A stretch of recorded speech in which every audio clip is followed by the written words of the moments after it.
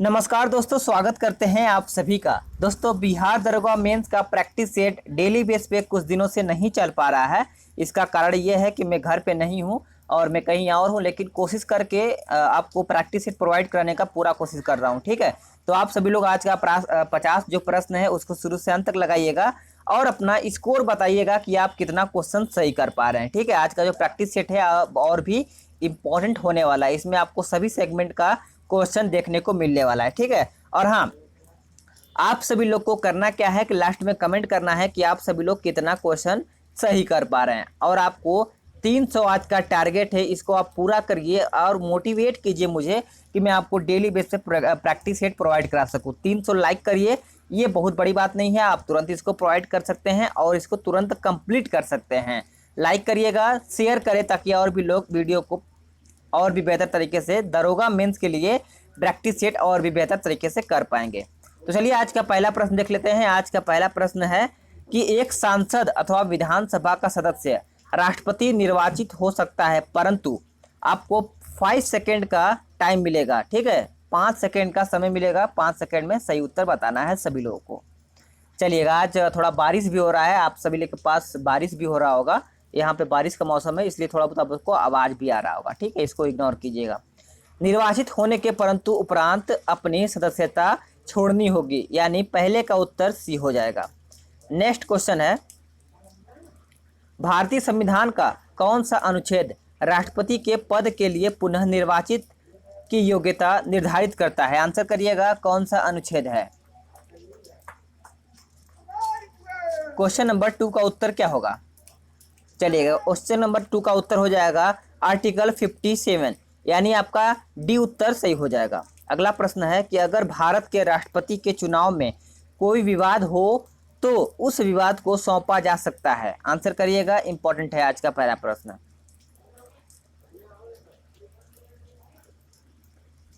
चलिएगा, सभी ने आंसर यहाँ पे बताया होगा भारत के सर्वोच्च न्यायालय को। सभी का यहाँ पे सी उत्तर हो जाएगा, कोई भी निपटारा यहीं पर होता है।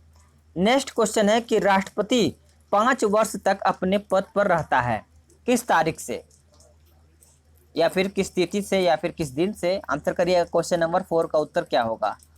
सभी का उत्तर यहाँ पे सही होना चाहिए। इंपॉर्टेंट है आज का सेशन, आपको संविधान, इतिहास, भूगोल और विज्ञान, अर्थशास्त्र सभी सेगमेंट से आपको यहाँ पे प्रश्न देखने को मिलेगा। तो कोशिश से आंसर आपका सही होना चाहिए। उत्तर हो जाएगा अपने पद ग्रहण करने के दिन से, यानी राष्ट्रपति जब से अपना पद ग्रहण करता है उसी दिन से उसका 5 वर्ष शुरू हो जाता है।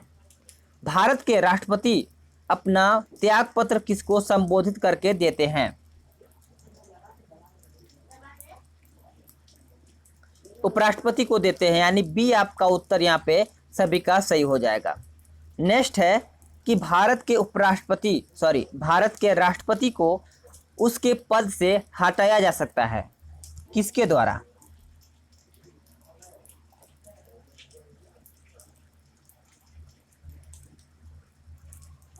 ये संसद के द्वारा हटाया जा सकता है भारत के राष्ट्रपति को उसके पद से। याद रखना है, ऑप्शन डी आपका यहाँ पे सभी का सही उत्तर हो जाएगा। अगला प्रश्न देखते हैं कि भारतीय संविधान के जिस अनुच्छेद के तहत राष्ट्रपति पर महाभियोग चलाया जाता है वो आपका कौन सा अनुच्छेद है?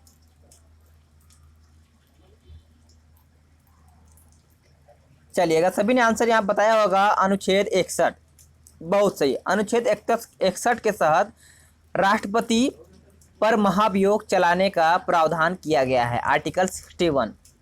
राष्ट्रपति पर महाभियोग का आरोप संसद के किस सदन द्वारा लगाया जा सकता है?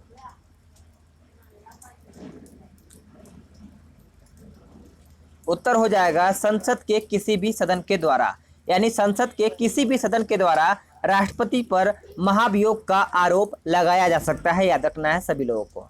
अगला प्रश्न है, इंपॉर्टेंट है कि भारत के राष्ट्रपति पर महाभियोग चलाने के लिए कम से कम कितने दिन पूर्व की सूचना आवश्यक है? यानी जब महाभियोग राष्ट्रपति पर चलाया जाता है उसको सूचना दिया जाना चाहिए, वो कितने दिनों के अंदर? उत्तर हो जाएगा आपका क्वेश्चन नंबर 9 का बी हो जाएगा 14 दिन। क्या हो जाएगा? 14 दिन। याद रखना है। कौन सा भारत के राष्ट्रपति के निर्वाचक गण का हो तो भाग है? परंतु उसके महाभियोग अधिकरण का भाग नहीं है। आंसर करिएगा सभी लोग।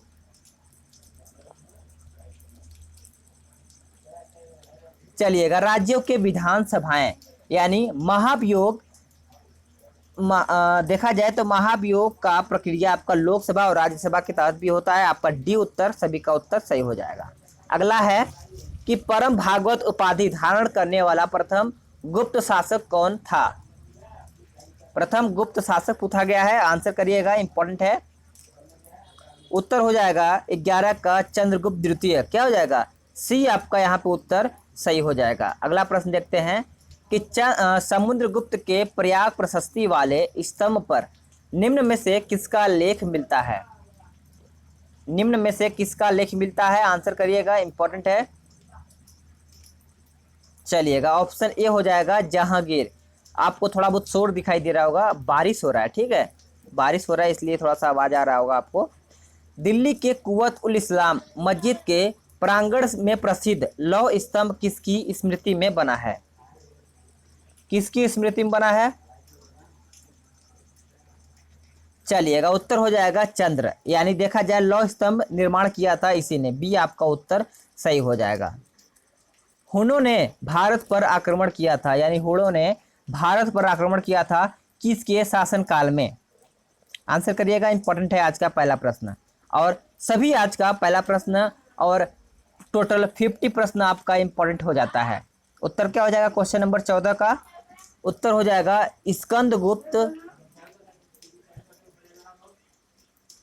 स्कंदगुप्त के शासनकाल में। सी आपका उत्तर सही हो जाता है।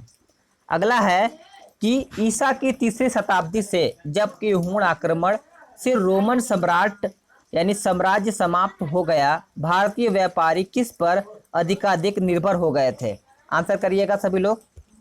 अब आपका मेंस का तैयारी और भी बेहतर किया जाएगा। लाइव क्लास शुरू करने का मैं पूरा कोशिश करूंगा। जो आपका लूसेंट का क्वेश्चन चल रहा था वो बहुत ही ज़्यादा इंपॉर्टेंट था, लेकिन वो बंद चल रहा है इस टाइम। दक्षिण पूर्व एशियाई व्यापार पर। सी आपका यहाँ पे उत्तर सही हो जाएगा। अगला है कि वामन पुराण में शैव संप्रदायों की संख्या 4 बताई गई है। निम्न में से कौन सा संप्रदाय सर्वाधिक प्राचीन है। क्वेश्चन नंबर 16 का उत्तर सभी को सही करना है। क्वेश्चन नंबर 16 का उत्तर क्या हो जाएगा, पशुपत हो जाएगा। सी आपका उत्तर यहाँ पे सही हो जाएगा सभी लोगों का। चलिएगा, नेक्स्ट प्रश्न देखते हैं कि भागवत संप्रदाय के विकास में किसका देन अत्यधिक था। किसका देन अत्यधिक था। क्वेश्चन नंबर 17 का उत्तर सभी को सही करना है और नोट करते चलना है। गुप्त हो जाएगा। किसका देन अत्यधिक था, तो गुप्त वंश का था। डी आपका उत्तर नोट करना है। निम्न में से किस ग्रंथ में सर्वप्रथम देवकी के पुत्र कृष्ण का वर्णन किया गया था। आंसर करिएगा सभी लोग। चलिएगा, सभी ने आंसर यहाँ पे सही बताया होगा, महाभारत। बहुत सही आंसर आपका महाभारत सही हो जाएगा। पुरी में रथ यात्रा किसके सम्मान में निकाली जाती है। पुरी में रथ यात्रा किसके सम्मान में निकाली जाती है। आंसर क्या होगा, तो भगवान जगन्नाथ के सम्मान में पुरी में जगन्नाथ यात्रा निकाली जाती है, याद रखना है सभी को। चलिएगा, नेक्स्ट है उदयन वासव दत्ता के दंत कथा किससे संबंधित है।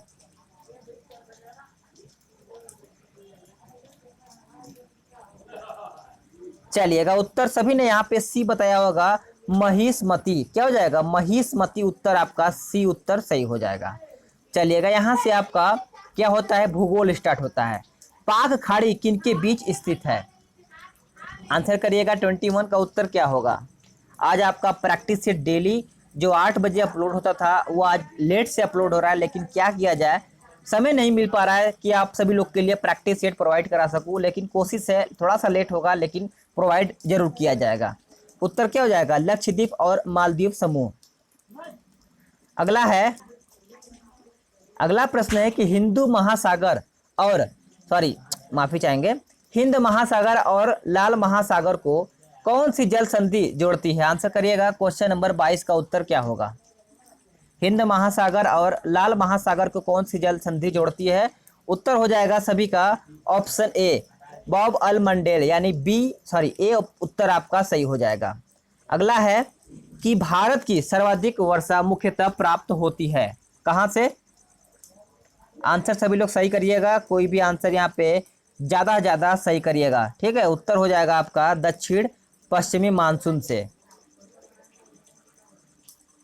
उत्तरी पूर्वी मानसून से सबसे अधिक वर्षा प्राप्त करने वाला राज्य आपका कौन सा है? उत्तर हो जाएगा तमिलनाडु। क्या हो जाएगा? तमिलनाडु आपका करेक्ट उत्तर हो जाएगा। अगला है कि निम्न राज्यों में से जिसमें अधिकतम औसत वर्षा होती है वो कौन सा राज्य है?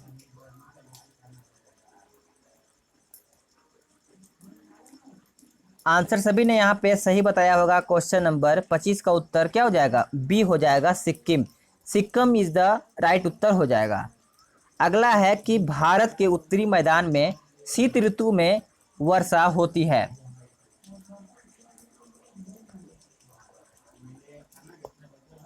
उत्तर क्या हो जाएगा? उत्तर सभी ने बताया होगा, पश्चिमी विक्षोभों में।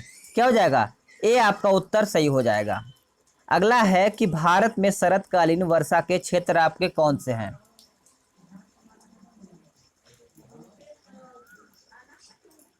चलिएगा, उत्तर हो जाएगा पंजाब और तमिलनाडु। तमिलनाडु आपका मुख्यतः हो जाएगा, ठीक है, याद रखिएगा। तमिलनाडु में शरतकालीन वर्षा अधिकांशतः जिन कारणों से होती है वे कौन सा कारण है?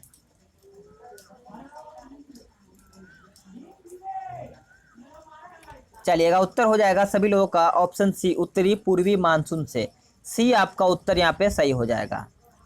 महाद्वीपों में से किसमें देशों की, यानी महाद्वीपों में से किसमें देशों की संख्या अधिकतम है? यानी अफ्रीका, यूरोप, एशिया और दक्षिण अमेरिका। यहाँ पे अधिकतम संख्या पूछा गया है तो आपको बताना है। ऑप्शन ए हो जाएगा अफ्रीका। अफ्रीका में आपको पता है 54 होता है देशों की संख्या, और यूरोप में देखा जाए तो 51 होता है, एशिया में देखा जाए तो 50 होता है, और आपका क्या बोलते हैं कि दक्षिणी अमेरिका में देखा जाए तो आपका इसमें 12 होता है। चारों देशों में याद रखना है, महाद्वीपों में याद रखना है कि इसमें कितना देश होता है, ठीक है, याद रखिएगा। ये आपका अफ्रीका हो जाएगा, यूरोप हो जाएगा, और एशिया और आपका दक्षिण अमेरिका। अगला है कि विश्व के 2 सबसे छोटे महाद्वीप कौन से हैं? यहाँ पे 2 होना चाहिए। विश्व के 2 सबसे छोटे महाद्वीप बताना है। उत्तर क्या हो जाएगा? ऑस्ट्रेलिया और यूरोप। डी आपका उत्तर सही हो जाएगा। एल्यूमिनियम बनाने के लिए कौन सी मुख्यतः यानी मुख्य खनिज का प्रयोग होता है? एल्यूमिनियम बनाने के लिए सही उत्तर हो जाएगा आपका बॉक्साइट। क्या हो जाएगा? सी उत्तर आपका करेक्ट हो जाएगा। भारी मशीन के उपयोग के लिए स्नेहक कौन सा है? भारी मशीन के उपयोग के लिए स्नेहक आपका कौन सा है? आंसर करिएगा, इंपॉर्टेंट है आज का 32 नंबर का क्वेश्चन। ग्रेफाइट हो जाएगा। क्या हो जाएगा? ग्रेफाइट, नोट करिएगा, इंपॉर्टेंट है। वनस्पति तेल के हाइड्रोजनीकरण में निम्न में से किस उत्प्रेरक का उपयोग किया जाता है?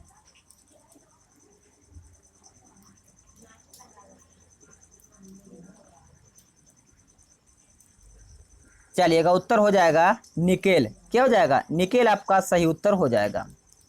पशुओं विशेषतः दुधारू गौ अनुरूप भोजन के रूप में प्रयुक्त जैव उर्वरक कौन सा है? आंसर करिएगा। 34 का उत्तर क्या होगा? बी हो जाएगा एजोला। बी आपका करेक्ट उत्तर हो जाएगा। निम्न में से कौन से सूक्ष्मजीवी जैव उर्वरक के रूप में प्रयोग होते हैं?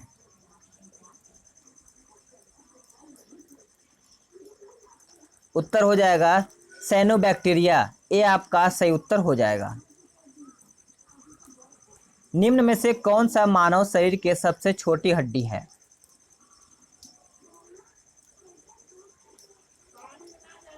उत्तर हो जाएगा आपका स्टेपीज। ये जो कान की होती है हड्डी, और सबसे बड़ी हड्डी के बारे में देखा जाए तो आपका फीमर होता है, जो कि आपके शरीर के जांघ में पाया जाता है। ठीक है, याद रखना है। निम्न में से कौन सा लवण मानव हड्डियों में सर्वाधिक मात्रा में पाया जाता है?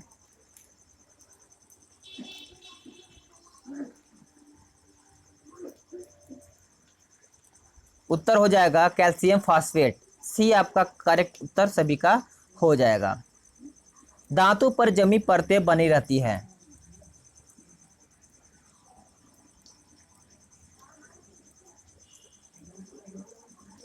आंसर हो जाएगा इसका भोजन के कण, थूक, मूल अम्ल और बैक्टीरिया, यानी डी आपका उत्तर यहाँ पे सही हो जाएगा। अगला प्रश्न देखते हैं कि तेल का एक बैरल निम्न में से लगभग कितना लीटर का होता है?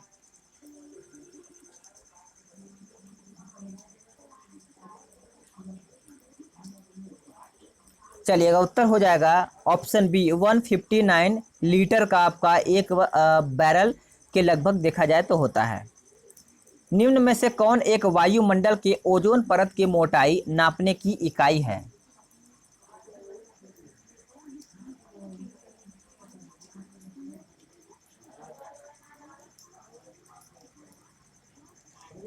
उत्तर हो जाएगा डाप्सन, यानी डाप्सन से आपकी ओजोन परत की मोटाई मापने की देखा जाए तो प्रयोग होता है। गिनी गुणांक का प्रयोग किसके लिए किया जाता है?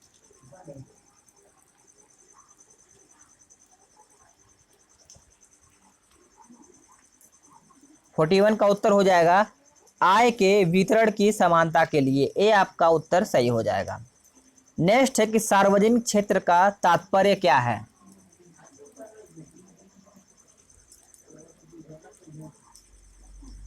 उत्तर हो जाएगा वाणिज्य एवं व्यापार पर सरकार का स्वामित्व।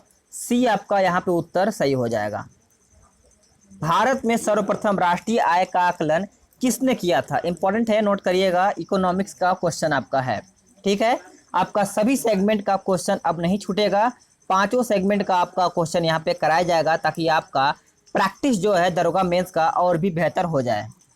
उत्तर हो जाएगा दादा भाई नौरोजी। बी आपका उत्तर यहाँ पे सही हो जाएगा। भारत में मिश्रित अर्थव्यवस्था का अर्थ क्या है? भारत में मिश्रित अर्थव्यवस्था का अर्थ क्या है? चलिएगा, उत्तर हो जाएगा आपका सार्वजनिक एवं निजी क्षेत्र का सह-अस्तित्व। सी आपका उत्तर यहाँ पे सही हो जाएगा।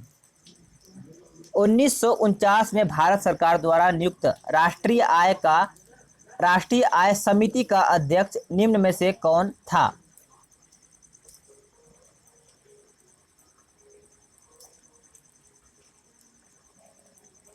चलिएगा, उत्तर हो जाएगा आपका पीसी महालनोबिस। पीसी महालनोबिस आपका उत्तर यहाँ पे बी उत्तर सही हो जाएगा। अगला देखते हैं कि सतत विकास का आधार क्या है? सतत विकास का आधार पूछा गया है, आंसर करिएगा, इंपॉर्टेंट है।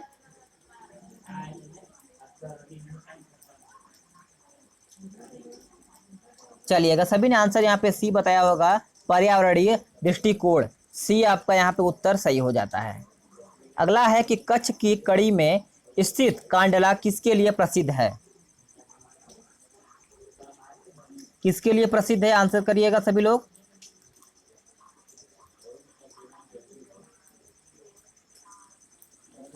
उत्तर हो जाएगा आपका निर्यात प्रसंस्करण क्षेत्र के लिए, यानी आपका सी उत्तर सही होता है। दूसरी पंचवर्षीय योजना का प्रारूप किसके मॉडल पर आधारित है?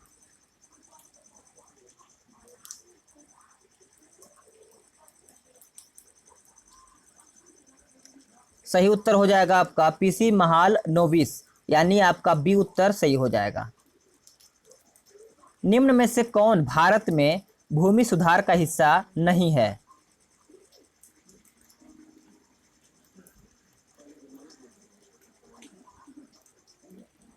उत्तर क्या हो जाएगा? उत्तर हो जाएगा बहुफसलीय योजना। अगर देखा जाए भूमि सुधार का हिस्सा आपका ए हो जाएगा जमींदारी प्रथा का उन्मूलन, भूजोतों की अधिकतम सीमा का निर्धारण और कष्टकारी सुधार।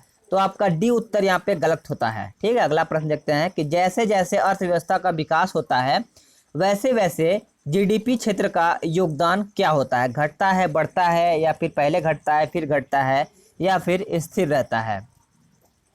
तो चलिएगा, सभी ने आंसर बताया होगा, बढ़ता है। बी आपका उत्तर यहाँ पे सही होता है।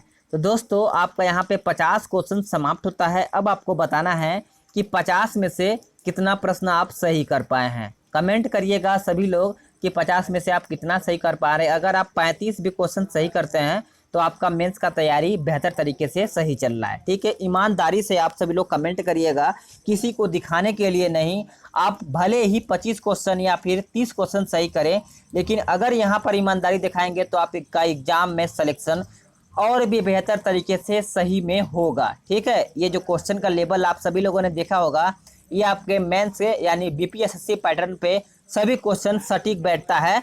तो आपको सही कमेंट करना है। लाइक करिए, शेयर करें वीडियो को, और अभी तक चैनल को सब्सक्राइब नहीं किए हैं तो चैनल को सब्सक्राइब करिएगा, बेल आइकन दबाइएगा, ताकि आपको इसी तरीके से जो वीडियो है बिना रुकावट मिल सकेगा। चलिएगा, आज के लिए इतना ही।